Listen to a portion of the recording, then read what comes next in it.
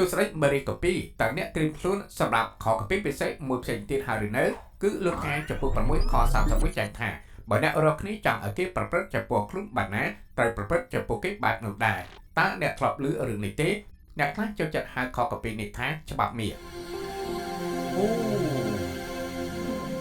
ច្បាប់នេះបង្ហាញយើងពីរបៀបដែលព្រះចង់ឲ្យយើងប្រព្រឹត្តចំពោះអ្នកដទៃដោយក្តីស្រឡាញ់សេចក្តីសប្បុរសនិងការអត់ទោសដូចគ្នាដែលយើងចង់បានសម្រាប់ខ្លួនយើងតើនោះមានន័យថាវានឹងងាយស្រួលជានិច្ចបែបទេ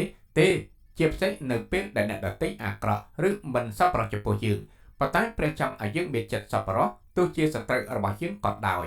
ព្រះយេស៊ូវគឺជាគំរូដ៏ល្អបំផុតនៃការស្រឡាញ់សត្រូវរបស់ទ្រង់ស្រឡាញ់គ្រប់គ្នាខ្លាំងណាស់សូម្បីតែនៅពេលដែលពួកគេធ្វើបាបទ្រង់ហើយដាក់ទ្រង់ឲ្យស្លាប់នៅលើឈើឆ្កាងក៏ដោយក៏ទ្រង់នៅតែស្រឡាញ់ពួកគេហើយបានអត់ទោសឲ្យពួកគេដូច្នេះលើកក្រោយពេលដែលជួបនរណាម្នាក់ដែលពិបាកនឹងស្រឡាញ់ឬក៏អាក្រក់នឹងអ្នកជំនួសឲ្យការសងសឹកចូលព្យាយាមចងចាំនៅអ្វីដែលព្រះយេស៊ូវបានធ្វើសម្រាប់អ្នកនៅលើឈើឆ្កាងហើយបង្ហាញសេចក្តីសប្បុរសដល់ពួកគេ